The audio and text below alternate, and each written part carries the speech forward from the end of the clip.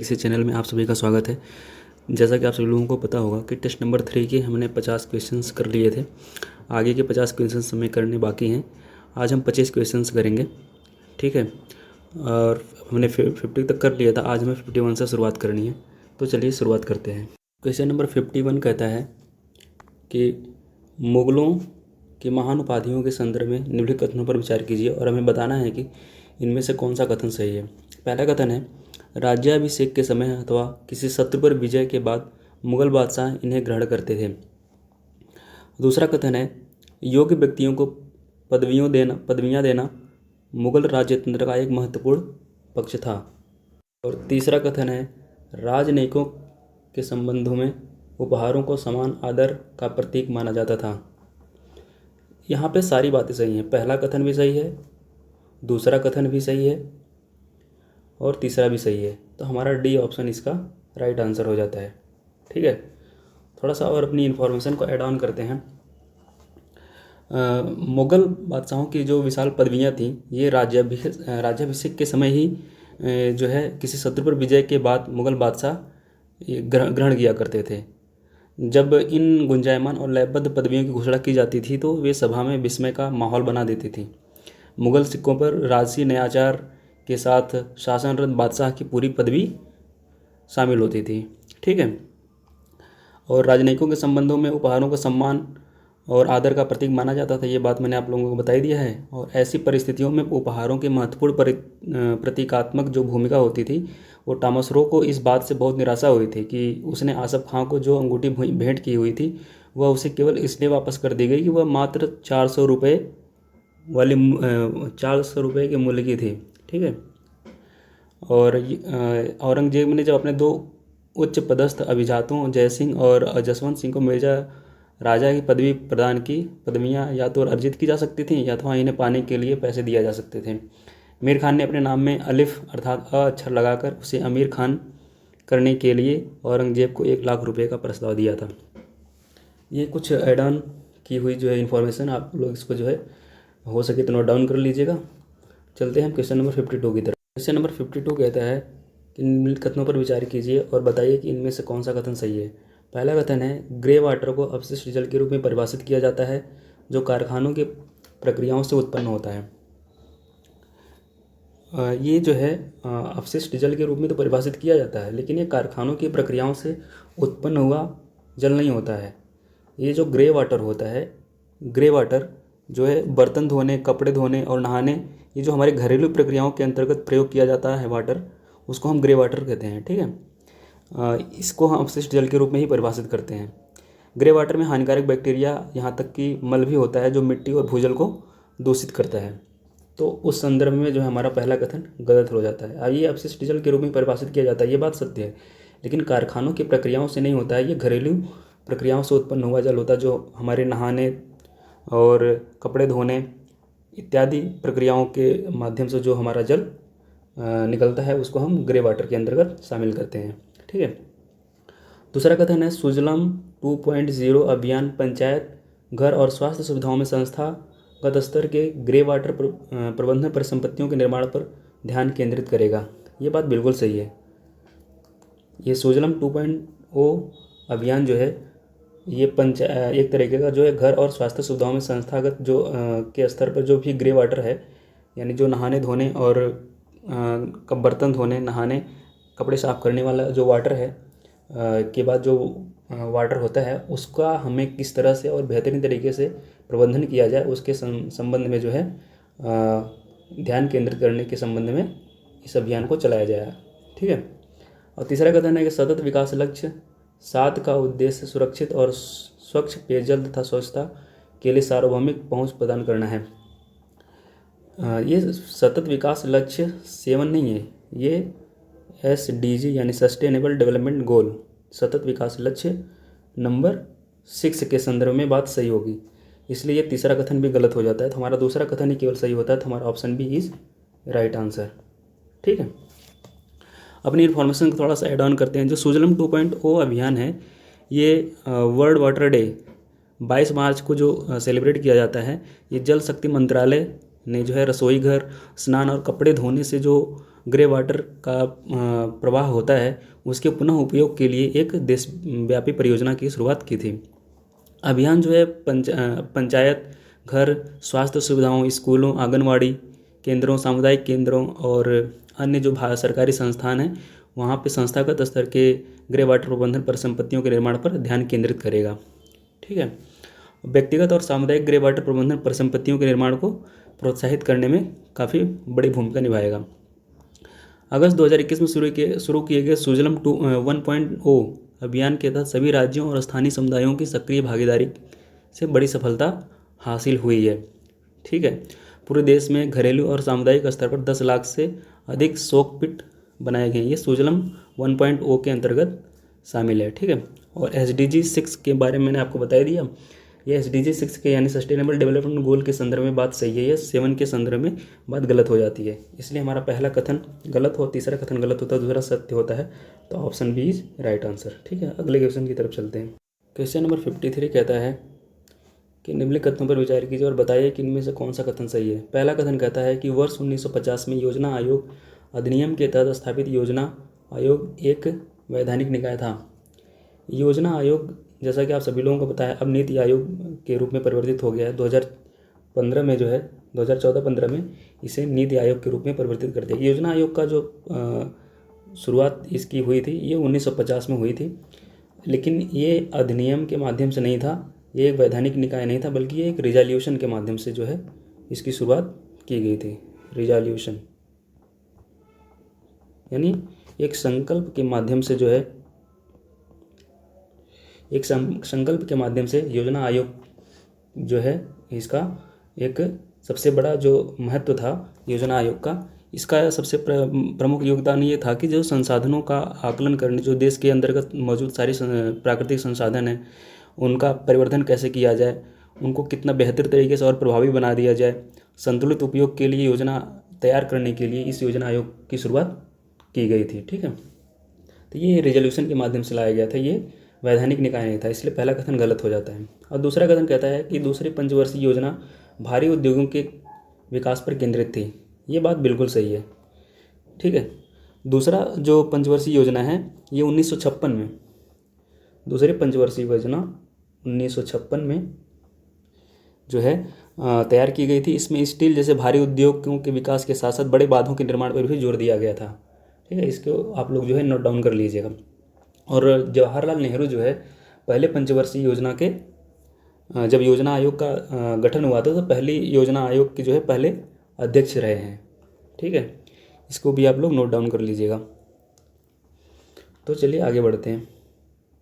यानी अब यहाँ से आप लोग देख लीजिएगा, पहला कथन गलत है और दूसरा सही है, तो इसका बी हमारा जो है राइट आंसर हो जाता है। ओके, चलिए आगे बढ़ते हैं। क्वेश्चन नंबर 54 कहता है कि चिश्ती परंपरा के संदर्भ में निम्नलिखित कथनों पर विचार कीजिए और बताइए कि इनमें से कौन सा कथन सही है। पहला कथन है सूफी संतों की दरगाह पर की गई जियारत सारे इस्लामी विश्व में प्रचलित है। ये बात सही है। और दूसरा कथन कहता है कि चिश्ती धन और सामान के रूप में दान स्वीकार किया करते थे। ये भी बात सही है। दोनों बातें सही हैं यहाँ पर, तो हमारा ऑप्शन सी इसका राइट आंसर हो जाता है। थोड़े से और इन्फॉर्मेशन को अपने इंक्रीज करते हैं। सूफी संतों की जो दरगाह हुआ करती थी इस पर की गई जियारत सारे इस्लामी संसार में प्रचलित है। ये बात तो आप लोग पहले कथन में मिल गई है। इस अवसर पर जो संत के इसमें क्या होता था, जो जियारत की जाती थी दरगाह पर सूफी संतों के द्वारा, इसमें ये होता था कि जो संत हुआ करते थे, संत के आध्यात्मिक आशीर्वाद यानी बरकत की कामना की जाती है। पिछले 700 सालों से लगभग संप्रदायों समुदायों के लोग 5 महान चिश्ती संतों की दरगाह पर अपनी आस्था प्रकट करते हैं। इनमें सबसे अधिक पूजनीय दरगाह ख्वाजा मोइनुद्दीन चिश्ती की दरगाह जो दिल्ली में जो है मौजूद है। इन्हें गरीब नवाज के नाम से भी जाना जाता है। ठीक है, जो ख्वाजा मोइनुद्दीन चिश्ती हैं उनको गरीब नवाज के नाम से भी जाना जाता है। इसको आप लोग नोट डाउन कर लीजिएगा। ठीक है, और चिश्ती संप्रदाय की एक और विशेषता यह थी कि ये संयम और सादगी का जीवन जीते थे, जिसमें सत्ता से दूर रहने पर इन्हें बल दिया जाता था। इनका मतलब यह नहीं था कि ये राजनीतिक सत्ता से अलगाव का भाव रखा जाए। इसका मतलब सत्ता से बिल्कुल इतर जो है भावना हुआ करती थी। ये राजनीतिक सत्ता से बिल्कुल अलग था। सत्ताधारी विशिष्ट वर्ग अगर बिना मांगे अनुदान या भेंट देता था तो सूफी संत जो है उसे स्वीकार कर लिया करते थे।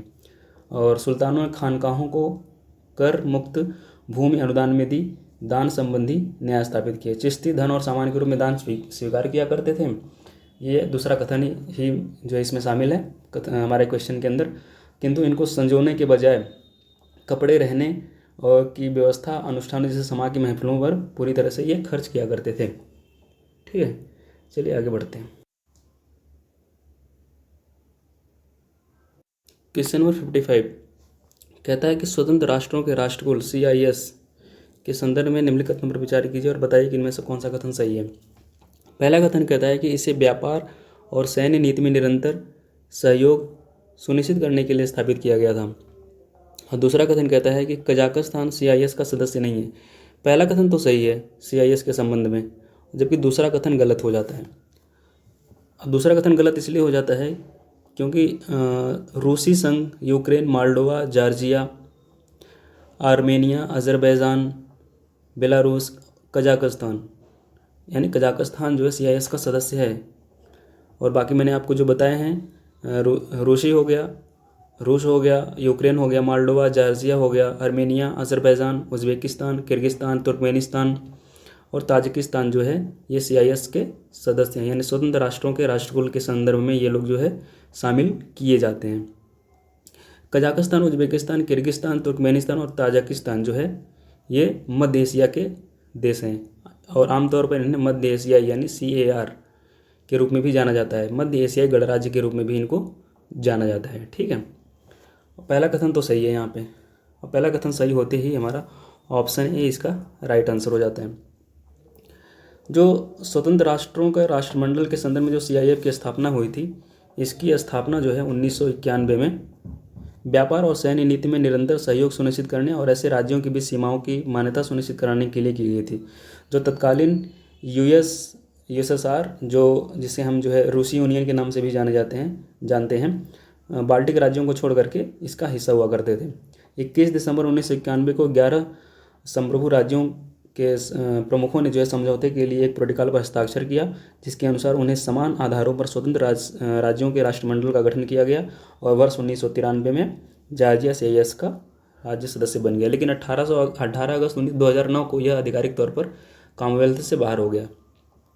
इसलिए अगर आप लोगों को पूछे कि जॉर्जिया जो है CIS का सदस्य है या नहीं है, तो आप लोग इसको जो है अगर पूछेगा है तो आप लोग उसको गलत मार्क करिए, क्योंकि ये 2009 में जो है आधिकारिक तौर पर कॉमनवेल्थ नेशन से बाहर हो गया। ठीक है, चलिए हम आगे बढ़ते हैं। क्वेश्चन नंबर 56 पे चलते हैं। 56 कहता है कि राजा राम मोहन राय के संदर्भ में बताइए कि इनमें से कौन सा कथन सही है। पहला है ये पश्चिमी आधुनिक विचारों के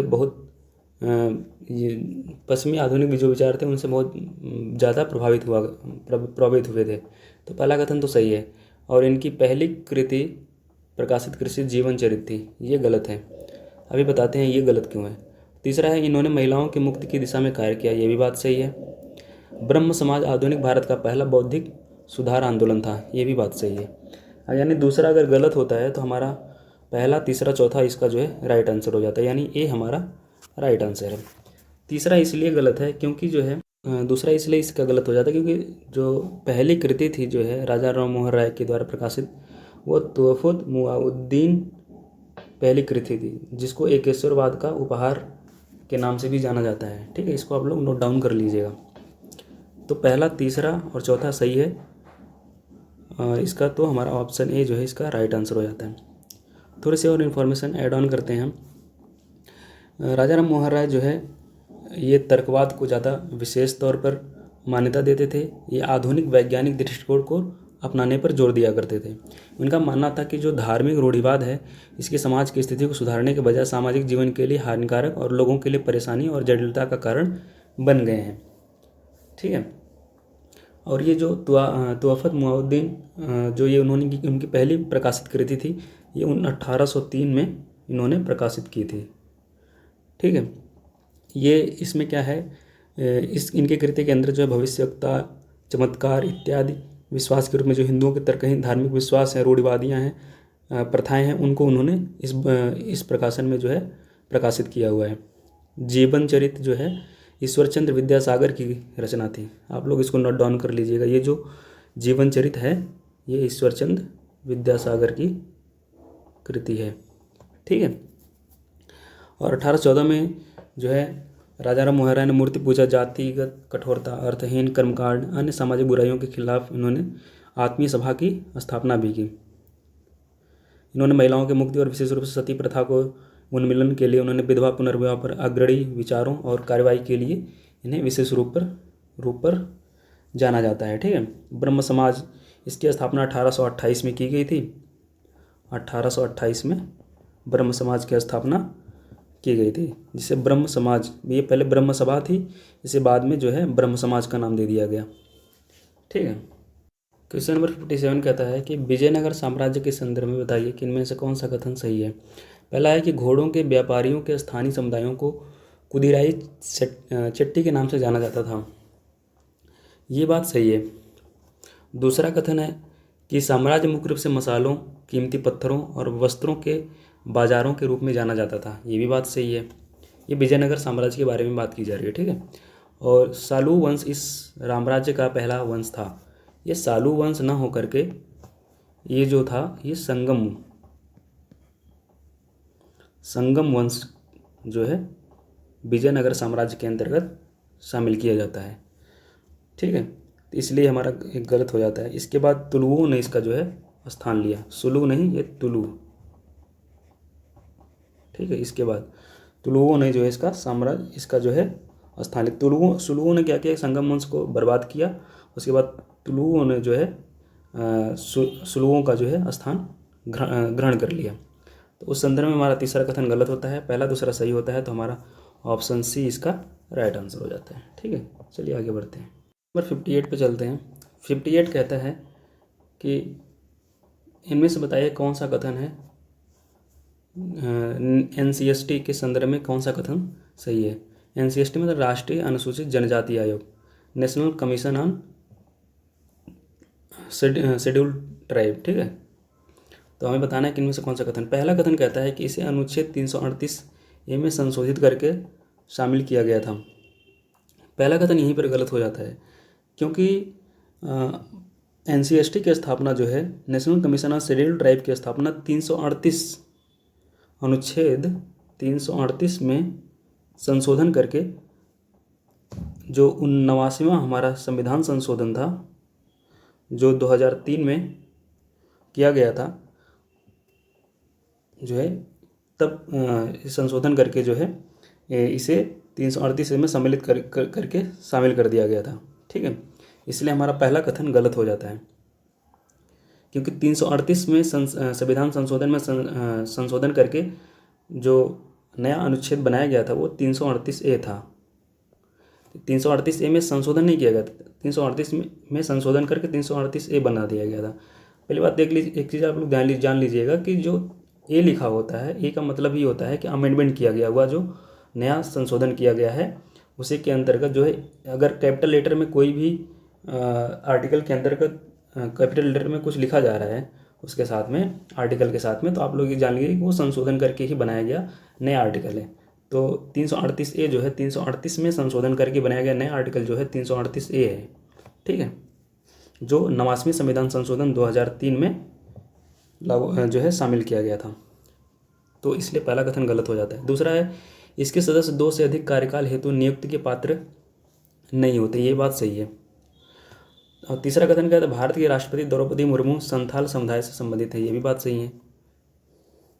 अभी नवनिर्वाचित हमारे जो राष्ट्रपति हैं वो हमारे संथाल जो जनजाति है उससे संबंधित हैं। ठीक है। संथाल जो जनजाति है वो देश में तीसरा सबसे बड़ा अनुसूचित जनजाति समुदाय है, जो ज़्यादातर उड़ीसा, झारखंड और पश्चिम बंगाल में जो है शामिल है। संथाल समुदाय द्वारा संथाली भाषा बोली जाती है, जिसकी ओल चिकी नाम की एक लिपि है। मैंने पिछले पेपर में जो है आप लोगों से ये क्वेश्चन पूछा हुआ था।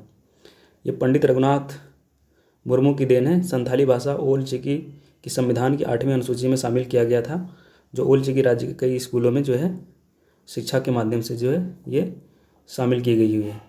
ठीक है। चलिए आगे बढ़ते हैं। क्वेश्चन नंबर 59 की तरफ चलते हैं। क्वेश्चन नंबर 59 कहता है कि निम्नलिखित कथन पर विचार कीजिए और बताइए कि इनमें से कौन सा कथन सही है। पहला है, मध्य भारत में सतनामी आंदोलन की शुरुआत घासीदास द्वारा की गई थी। ये बात सही है। दूसरा है सत्य शोधक समाज की स्थापना ज्योतिबा फुले ने की थी, ये भी बात सही है।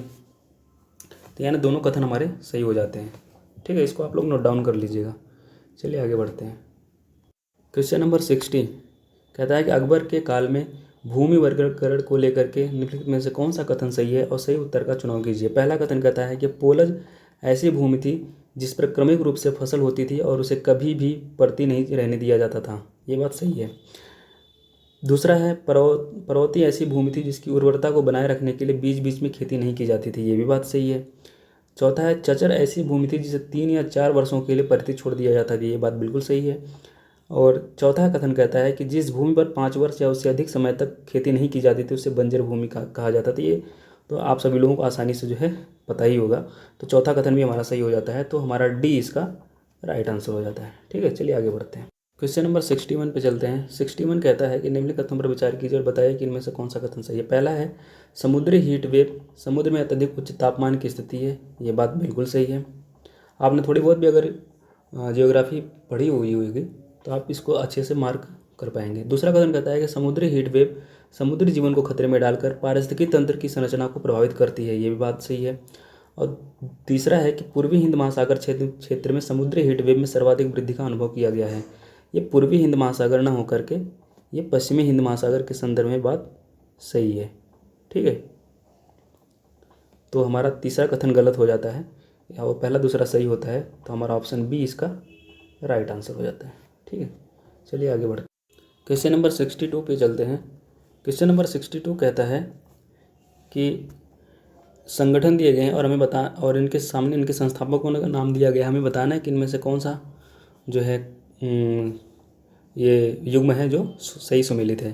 पहला है रामकृष्ण मिशन। रामकृष्ण मिशन स्वामी विवेकानंद से संबंधित है, ये बात सही है। और दूसरा है प्रार्थना समाज आत्माराम पांडुरंग, ये भी बात सही है। अलीगढ़ आंदोलन सर सैयद अहमद खान से संबंधित है, ये बात भी सही है। तीनों कथन सही है हमारे। इनके जो संगठन हैं और संगठन से संबंधित जो संस्थापक हैं उस संदर्भ में जो है हमारे तीनों कथन सही हो जाते हैं, तो हमारा तीनों युग्म जो है सही सुमेलित है, इसलिए हमारा डी इसका जो है राइट आंसर हो जाता है। ठीक है, चलिए आगे बढ़ते हैं। जो है रामकृष्ण मिशन के संदर्भ में अगर हम अपने कथन को थोड़ा सा जो है अपने इन्फॉर्मेशन थोड़ा सा ऐड ऑन करते हैं, तो रामकृष्ण मिशन की स्थापना स्वामी विवेकानंद ने 1987 में की थी, जिसका नाम जो उनके गुरु उन्होंने अपने गुरु रामकृष्ण परमहंस के नाम पर रखा। संस्थान ने भारत में व्यापक शैक्षिक और परोपकारी कार्य किए। उन्होंने 1893 में शिकागो में आयोजित बर्ली धर्म संसद में भी भारत का प्रतिनिधित्व किया था। ये स्वामी विवेकानंद के संदर्भ में बात हो रही है। ठीक है, उन्होंने रामकृष्ण मिशन का मानवीय राहत और सामाजिक कार्यों के लिए कई सारे कार्य किए। मिशन का मुख्य उद्देश्य जो धार्मिक और सामाजिक सुधार था। ठीक, और प्रार्थना समाज के संदर्भ में अगर बात हम करें तो प्रार्थना समाज की स्थापना 1876 में आत्माराम पांडुरंग द्वारा जो है की गई थी। ये तर्कसंगत पूजा और सामाजिक सुधार के उद्देश्य से बॉम्बे में इसकी स्थापना की गई थी। इसके महान 2 सदस्य थे, आर.सी. भंडारकर और न्यायमूर्ति महादेव गोविंद रानाडे।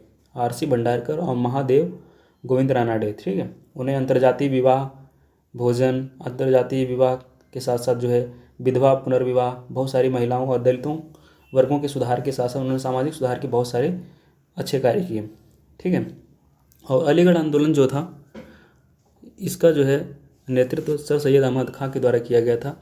इन्होंने मोहम्मडन एंग्लो ओरिएंटल कॉलेज की स्थापना 1875 में किया, जिसके बाद जो है अलीगढ़ मुस्लिम विश्वविद्यालय के रूप में अभी जाना जाता है, जो आप सभी लोगों को पता है। ठीक है, अलीगढ़ में जो है अलीगढ़ मुस्लिम विश्वविद्यालय के रूप में जो है स्थापित है। संस्थानों ने जो है मुसलमानों को पश्चिम विज्ञान और सहित जो है आधुनिक शिक्षा प्रदान की। अलीगढ़ आंदोलन का शैक्षिक सुधार के क्षेत्र में बहुत गहरा प्रभाव पड़ा है। ठीक है, चलिए आगे बढ़ते हैं। क्वेश्चन नंबर 63 पे चलते हैं और ये कहता है कि मनसबदारी प्रणाली के संदर्भ में बताइए कि इनमें से कौन सा कथन सही है। पहला है इसकी शुरुआत प्रथमतः अकबर द्वारा की गई थी, यह बात तो बिल्कुल सही है। और दूसरा है कि यह प्रणाली वंशानुगत थी, नहीं, वंशानुगत ये प्रणाली नहीं थी, इसलिए हमारा दूसरा कथन गलत होता है। पहला सही होता है, तो हमारा ऑप्शन ए जो है इसका राइट आंसर हो जाए। थोड़ा सा और इन्फॉर्मेशन को ऐड ऑन करते हैं। मनसबदारी एक तरह की कैसी प्रणाली थी जिसमें पहली बार अकबर ने जो है इसकी से अपनी सेना को बनाए रखने के उद्देश्य से सैन्य प्रशासन के लिए पेश किया था। यह मूल रूप से मध्य एशिया से जो है उधार ली गई एक तरीके की प्रणाली थी जिसके अंतर्गत जो है अकबर द्वारा भारतीय, मुसलमान, राजपूत और अफगान भी शामिल किए गए थे। इस प्रणाली ने मुख्य सैन्य और नागरिक प्रशासन को बनाए रखने के आधार के रूप में कार्य किया। ठीक है। इस प्रणाली में मुख्य राज्य का हर आदमी जो एक आम सैनिक के पद से ऊपर कार्यरत था वो मनसब बन गया। ठीक है, चलिए आगे बढ़ते हैं। क्वेश्चन नंबर 64 पे चलते हैं। 64 कहता है कि निम्न कथनों पर विचार कीजिए और बताइए कि इनमें से कौन सा कथन सही है। पहला कथन है भारत सरकार ने बौद्धों को भारत में धार्मिक अल्पसंख्यक घोषित नहीं किया है। ये बात गलत है। ये धार्मिक अल्पसंख्यक के रूप में शामिल हैं। तो धार्मिक अल्पसंख्यक के रूप में कौन कौन सी धर्म जो है शामिल किए गए हैं, उनमें है मुस्लिम, सिख, ईसाई, बौद्ध, जैन, पारसी। कितने हो गए टोटल? 1 2 3 4 5 6, यानी टोटल 6 धर्म के लोगों को भारत सरकार ने धार्मिक अल्पसंख्यक के रूप में घोषित किया हुआ है। ठीक है। दूसरा है अल्पसंख्यक शब्द भारतीय संविधान में परिभाषित नहीं है। ये बात बिल्कुल सही है। 7वें संविधान संशोधन 1956 ने अनुच्छेद 350 ख को अंतस्थापित किया जो भाषाई अल्पसंख्यकों के लिए एक विशेष अधिकारी का प्रावधान करता है। ये बात भी सही है। और चौथा है सीखो और कमाओ अल्पसंख्यकों के लिए नियोजन आधारित कौशल विकास योजना है। ये भी बात सही है। सॉरी। तो दूसरा, तीसरा और चौथा हमारा कथन सही है, तो हमारा ऑप्शन बी इसका जो है राइट आंसर हो जाता है। ठीक है, चलिए आगे बढ़ते हैं। क्वेश्चन नंबर 65 पे चलते हैं। 65 कहता है कि पाइका विद्रोह के संदर्भ में बताइए कि इनमें से कौन सा कथन सही है। पहला है पाइका विद्रोह उड़ीसा के गजपतीय शासकों के मिलिशिया से संबंधित था। ये भी बात सही है। ठीक है। और दूसरा है पाइकाओं को केवल राजा और जमींदारों का समर्थन प्राप्त था। ये केवल राजा और जमींदार ही नहीं थे, राजा जमींदार के साथ साथ जो है ये किसानों का भी इसमें जो है समर्थन मिला हुआ था, और साथ साथ में ग्राम प्रधान का भी समर्थन था। ठीक है, इसलिए हमारा दूसरा कथन गलत हो जाता है। तो पहला कथन सही हो तो ऑप्शन ए हमारा जो है राइट आंसर हो जाता है। पाइका अनिवार्य रूप से जो है उड़ीसा के गजपति शासकों के किसानों से मिलिशिया से संबंधित था जिन्होंने युद्ध के समय राजा को सैन्य सेवा प्रदान की थी, जबकि शांति के समय वे कृषि कार्यों में संलग्न हुआ करते थे। ठीक है। मार्च 1817 में खुर्दा के गजपति राजा, जिसे पूरे के पास एक तरह का राज्य है, कि मिलिशिया सेना के वंशानुगत प्रमुख बख्शी जगबंधु के नेतृत्व में आदिवासियों एवं समाज के अन्य वर्गों के सहयोग से पाइकाओं ने विद्रोह कर दिया था। इसमें क्या हुआ कि पाइकाओं ने खुर्दा की ओर से मार्च के दौरान सत्ता के ब्रिटिश प्रतीकों पर उन्होंने हमला किया, पुलिस स्टेशनों में आग लगा दी, खजानों में आग लगा दी, प्रशासनिक कार्यालयों में आग लगा दी। और पाइकाओं को राजाओं के साथ साथ जो है राजाओं और जमींदारों के साथ उनके ग्राम प्रधानों और साधारण किसानों का भी समर्थन मिला हुआ था। पाइका जो है उड़ीसा के घने जंगलों में पीछे हट गए। जब इन्होंने आग लगा दी तो उसके बाद जो है अंग्रेजी सेना ने बहुत बड़े पैमाने पर उनका सामना किया, उनको दबाने की कोशिश की। तो उन्होंने गुरिल्ला युद्ध में बाद में ये लोग संलग्न हुए, और लगातार हार के बाद पाइका नेता बख्शी जगबंधु ने 1825 में अंग्रेजों के सामने आत्मसमर्पण कर दिया, और 1829 में उन्होंने अपनी मृत्यु तक कटक में कैदी के रूप में बंद रहे। ठीक है, चलिए आगे बढ़ते हैं। क्वेश्चन नंबर 66 पे चलते हैं। ये कहता है कि निम्नलिखित में से कौन सी कृति सूफी संतों की बातचीत से संबंधित है। ये तो एक तरीके का फैक्चुअल क्वेश्चन है, तो इसका आंसर बी है। मलफूजत जो है सूफी संतों की बातचीत से संबंधित कृति है। इसके अंतर्गत जो है एक आरंभिक ग्रंथ फवाइद अल फुआद या शेख निज़ामुद्दीन औलिया की बातचीत पर आधारित एक तरीके का संग्रह है, जिसका संकलन प्रसिद्ध फारसी कवि अमीर हसन सिजदी ने किया हुआ था। ठीक है, चलिए आगे बढ़ते हैं। क्वेश्चन नंबर 67 पे चलते हैं। 67 कहता है कि निम्नलिखित में से जो मौलिक अधिकार दिए गए हैं इनमें विदेशियों को प्राप्त नहीं है, वो हमें चूज करना है। तो पहला लिखा गया कि अल्पसंख्यकों की भाषा, लिपि और संस्कृति का संरक्षण, यही है हमारा, यही आंसर है। अधिकार, जो मौलिक अधिकार है जो केवल विदेशियों को प्राप्त नहीं है, ये है अल्पसंख्यकों की भाषा, लिपि और संस्कृति। ठीक है, तो यही हमारा आंसर हो जाएगा। और जो कि किसी भी धर्म की बढ़ावा देने के लिए करों के भुगतान से स्वतंत्रता, ये भारतीयों के साथ साथ विदेशियों को भी प्राप्त है। और जीवन और व्यक्तिगत स्वतंत्रता की रक्षा, ये भी जो है भारतीयों के साथ साथ विदेशियों को भी प्राप्त है। अपराधों के लिए 2 सिद्धि के संबंध में संरक्षण, ये भी बात है। ये जो 3 हैं इनको छोड़ करके पहला जो है अल्पसंख्यकों की भाषा, लिपि और संस्कृति के संरक्षण के संबंध में ये केवल विदेशियों को प्राप्त नहीं है, ये केवल भारतीयों को ही प्राप्त हैं। ठीक है, चलिए आगे बढ़ते हैं। क्वेश्चन नंबर 68 पे चलते हैं। क्वेश्चन नंबर 68 कहता है कि निम्न कथनों पर विचार कीजिए और बताइए कि इनमें से कौन सा कथन सही है। पहला है, महालवाड़ी व्यवस्था हार्ट मैकेंजी द्वारा स्थापित की गई थी। ये बात बिल्कुल सही है, ये हार्ट मैकेंजी द्वारा स्थापित की गई थी। ये जो इसके अंतर्गत जो है पूरे गांव की तरफ से, जमींदारों की तरफ से नहीं, पूरे गांव की तरफ से ग्राम प्रधानों द्वारा किसानों को भू राजस्व की वसूली की जाती थी। इस व्यवस्था में गांव को महाल नामक एक बड़ी इकाई के रूप में बदलकर भू राजस्व के भुगतान के लिए एक इकाई के रूप में माना जाता था। महालवाड़ी व्यवस्था के तहत राजस्व को समय समय पर संशोधित किया जाना था और इसे अस्थायी रूप से तय नहीं किया गया था। ठीक है, इस प्रणाली को लॉर्ड विलियम बेंटिक द्वारा आगरा और अवध में लोकप्रिय बनाया गया। बाद में इसे मध्य प्रदेश और पंजाब तक विस्तारित कर दिया गया।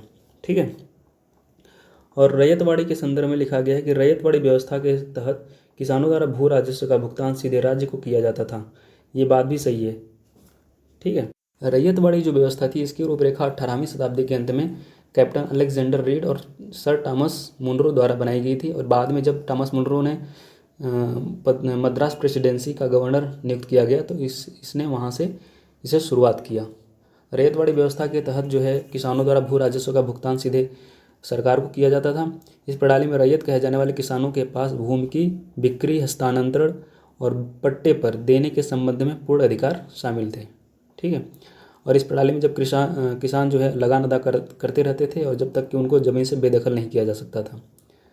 यह व्यवस्था दक्षिण भारत के अधिकांश क्षेत्रों में प्रचलित थी। इसे सबसे पहले तमिलनाडु में शुरू किया गया था, बाद में इसे महाराष्ट्र, बरार, पूर्वी पंजाब, कुर्ग और असम तक विस्तारित कर दिया गया। ठीक है, चलिए आगे बढ़ते हैं। क्वेश्चन नंबर 69 पे चलते हैं। 69 कहता है कि महानवमी डिब्बा के संदर्भ में बताइए कि इनमें से कौन सा कथन सही है। पहला है, सभा मंडप एक ऊंचा मंच है जिसमें पास तथा निश्चित दूरी पर लकड़ी के स्तंभों के ये छेद बने हुए हैं। ये बात सही है। मंच का आधार उभारदार उत्कीर्णन से पटा पड़ा है। ये भी बात सही है। दोनों कथन सही हैं, तो सी हमारा इसका राइट आंसर हो जाता है। महानवमी डिब्बा जो है पूरा एक क्षेत्र ऊंची दोहरी दीवारों से जो है घिरा हुआ एक तरीके का आकृति होता है। इसके बीच में एक गली होती है। सभा मंडप एक तरीके का ऊंचा मंच होता है। ठीक है, इसमें दूसरी मंजिल पर जो इन स्तंभों पर टिकी होती है इसके तक जाने के लिए सीढ़ी बनी हुई होती है। ठीक है, चलिए आगे बढ़ते हैं। Question number 70। क्वेश्चन नंबर 70 कहता है कि PM दक्ष योजना के संदर्भ में बताइए कि इनमें से कौन सा कथन सही नहीं है। पहला है, ये योजना कौशल विकास और उद्यमिता मंत्रालय द्वारा शुरू की गई है। पहला ही कथन गलत हो जाता है क्योंकि यह योजना जो है सामाजिक न्याय और अधिकारिता मंत्रालय द्वारा शुरू किया गया है। इसमें गैर अधिसूचित जनजातियां शामिल नहीं हैं। दूसरा कथन भी गलत हो जाता है क्योंकि इसमें जो है अनुसूचित जाति, OBC, आर्थिक रूप से पिछड़ा वर्ग जिसको हम EWS बोलते हैं, गैर अधिसूचित जनजाति, कचरा बीनने वाले, हाथ से मैला ढोने वाले, ट्रांसजेंडर और अन्य सामान्य श्रेणियों के हाशिए पर रहने वाले व्यक्तियों को भी शामिल किया गया है। ठीक है, तो हमारा पहला दूसरा दोनों गलत है, तो हमारा C इसका जो है राइट आंसर हो जाता है। PM दक्ष योजना एक तरीके की ऐसी योजना है जिसमें जो है प्रधानमंत्री दक्ष और कुशलता संपन्न हितग्राही, जिसे PM दक्ष बोला जाता है, पोर्टल और PM दक्ष मोबाइल ऐप लॉन्च किया है। PM दक्ष योजना वर्ष 2020-21 से लागू की जा रही है। इसके तहत पात्र लक्ष्य समूहों को कौशल विकास पर अल्पावधिक प्रशिक्षण कार्यक्रम प्रदान किया जाता है। उद्यमिता विकास कार्यक्रम और दीर्घकालिक प्रशिक्षण कार्यक्रम भी प्रदान किया जाता है। यह प्रशिक्षण कार्यक्रम सरकारी प्रशिक्षण संस्थानों के साथ साथ कौशल विकास और उद्यमिता मंत्रालय द्वारा गठित क्षेत्र कौशल परिषदों एवं अन्य विश्वसनीय जो संस्थाएं हैं उनके माध्यम से क्रियान्वित किया जा रहा है। ठीक है, जबकि शुरुआत इसकी जो की गई है वो सामाजिक न्याय और अधिकारिता मंत्रालय द्वारा की गई है और क्रियान्वित जो किया जा रहा है वो कौशल विकास और उद्यमिता मंत्रालय द्वारा किया गया है। इसलिए हमारा पहला कथन गलत हो जाता है। ठीक है, चलिए आगे बढ़ते हैं। क्वेश्चन नंबर 71 कहता है कि डिजिटल मुद्रा और किस संबंध में देश का नाम दिया गया, हमें बताना कि इनमें से कौन सा युग्म सही से मिलित है। ई रूपी के संबंध में लिखा गया भारत, ये ई रूपी नहीं है। आरबीआई द्वारा जो डिजिटल करेंसी जो है शुरू करने की बात की गई है वो है CBDC, central bank of digital currency. ठीक है, तो इसलिए हमारा पहला जो युग्म है गलत होगा। सेंट डॉलर बहमास, ये बात सही है। जैमडेक्स जापान, ये बात भी गलत है। तो पहला चौथा गलत होते ही हमारा जो है, पहली बात तो यहाँ चौथा नहीं तीसरा होगा। ठीक है, तो पहला तीसरा गलत होते केवल दूसरा ही हमारा सही है, तो ऑप्शन बी इसका राइट आंसर हो जाता है।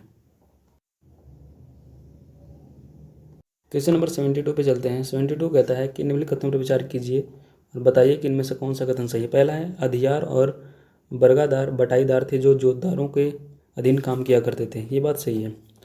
जो भूतपूर्वी पूर्वी बंगाल में जोतदार सर्वाधिक शक्तिशाली हुआ करते थे, ये बात पूर्वी बंगाल के संदर्भ में सही नहीं है, ये उत्तरी बंगाल के संदर्भ में बात सही है। ठीक है, इसलिए हमारा दूसरा कथन गलत होता है, तो पहला सही होता है, तो ऑप्शन ए इसका राइट आंसर हो जाता है। चलिए आगे बढ़ते हैं। क्वेश्चन नंबर 73 कहता है कि निजी सदस्य विधेयक के संदर्भ में निम्न कथन पर विचार कीजिए, बताइए कौन सा कथन सही है। पहला है कोई भी सांसद या जो मंत्री नहीं है उसे निजी सदस्य के रूप में संदर्भित किया जाता है, ये बात सही है। दूसरा है वर्ष 1970 के बाद से संसद द्वारा कोई भी निजी सदस्य विधेयक पारित नहीं किया गया, ये भी बात सही है। तो दोनों बातें सही हैं, तो हमारा सी इसका राइट आंसर हो जाता है। ठीक है, चलिए आगे बढ़ते हैं। क्वेश्चन नंबर 74 कहता है कि निम्नलिखित कथनों पर विचार कीजिए और बताइए कौन सा कथन सही है। ग्राम न्यायालय अधिनियम में जनजातीय क्षेत्रों को शामिल किया गया, ये बात गलत है। ग्राम न्यायालय जो है ये जनजातीय क्षेत्रों को छोड़कर नागालैंड, अरुणाचल प्रदेश, सिक्किम राज्यों और जनजातीय क्षेत्रों को छोड़कर पूरे भारत में लागू है, इसलिए पहला कथन गलत हो जाता है। ग्राम न्यायालय की स्थापना जो है ग्राम न्यायालय एक्ट 2008 ग्राम न्यायालय एक्ट 2008 के तहत जो है ग्राम न्यायालयों की स्थापना का प्रावधान करता है। दूसरा कथन है ग्राम न्यायालयों को सभी आपराधिक मामलों, दीवानी मुकदमों, दावों, विवादों की सुनवाई करने की शक्ति प्राप्त है, यही बात गलत हो जाती है। यहाँ सभी वाला जो कथन है यही इसको गलत कर देता है, इसलिए दोनों बातें हमारे लिए गलत हो जाती हैं। ठीक है, तो दोनों कथन गलत हैं, तो हमारा डी इसका राइट आंसर हो जाता है। थोड़ा सा और जान लेते हैं। ग्राम न्यायालय की विशेषता यह है कि इसका मुख्य उद्देश्य नागरिकों को उनके द्वार पर न्याय तक पहुंच प्रदान करना है। मध्यवर्ती स्तर पर प्रत्येक पंचायत या मध्यवर्ती स्तर पर जो पंचायतों के समूह हैं उनके अंतर्गत सन्निहित ग्राम पंचायतों हैं उनके लिए जो है आसानी से न्याय की पहुंच बेहतर बनाना है। ग्राम न्यायालयों की सीट मध्यवर्ती पंचायत के मुख्यालय में स्थित होगी। ठीक है, ग्राम न्यायालय आपराधिक मामलों, दीवानी मुकदमों, दावों, विवादों की सुनवाई करेंगे जो अधिनियम की पहली अनुसूची और दूसरी अनुसूची में निर्दिष्ट हैं। उन्हें आपराधिक मुकदमे में संक्षिप्त एक प्रक्रिया का पालन करना होता है। और ग्राम न्यायालय भारतीय साक्ष्य अधिनियम 1872 यानी इंडियन एविडेंस एक्ट 1872 में उपबंधित साक्ष्य के नियमों से बाध्य नहीं होगा, बल्कि ये उच्च न्यायालय द्वारा बनाए गए किसी नियम के अधीन प्राकृतिक न्याय के सिद्धांतों द्वारा निर्देशित होगा। ठीक है, चलिए आगे बढ़ते हैं। क्वेश्चन नंबर 75 पे चलते हैं। बोलता है कि शैल चित्रों के संबंध में बताइए कि इनमें से कौन सा कथन सही है। पहला है भारत में शैल चित्रों की सर्वप्रथम खोज पुरातात्विक वेद जो है आर्कीबोल्ड कार्यालय द्वारा की गई थी, ये बात सही है। ऊपरी पुरापाषाण युग चित्र रेखाओं से बनाए गए थे, ये बात सही है। ताम्र युग में जो है ताम्रपाषाण युग में हरे और पीले रंग के उपयोग के साथ चित्रों की संख्या में वृद्धि देखी गई, ये भी बात सही है। शिकार के दृश्यों, जानवरों के समूहों, नृत्य करती मानव आकृतियों और जम्मू कश्मीर के शैल चित्रा के मुख्य विषय हैं, तो चौथा भी सही है। इसका डी ऑप्शन जो है राइट आंसर हो जाता है। ठीक है, मैंने 25 क्वेश्चंस कर लिए हैं। आज मैंने 25 क्वेश्चंस कर लिए हैं। बाकी के जो भी 25 क्वेश्चंस हैं जो 100 क्वेश्चंस को पूरा करेंगे उनको हम अगले आने वाले वीडियो में कंप्लीट कर लेंगे। ठीक है, तो आप लोग जो है सारे वीडियो जो है इनके आपको डिस्क्रिप्शन बॉक्स मिल जाएंगे। पहले टेस्ट के सारे पार्ट्स और दूसरे टेस्ट के सारे पार्ट्स और तीसरे टेस्ट के अभी जितने भी पार्ट्स बनाए गए हैं उनको डिस्क्रिप्शन बॉक्स में दे दिया जाएगा। आप लोग वहाँ जा करके एक बार चेकआउट करके देख डालिएगा। ठीक है, और इनका PDF जो है आप लोगों को टेलीग्राम चैनल पर प्रोवाइड करा दिया गया है, आप लोग वहाँ से जा करके एक बार चेक कर सकते हैं। ठीक है, चलिए आज के लिए इतना ही, धन्यवाद।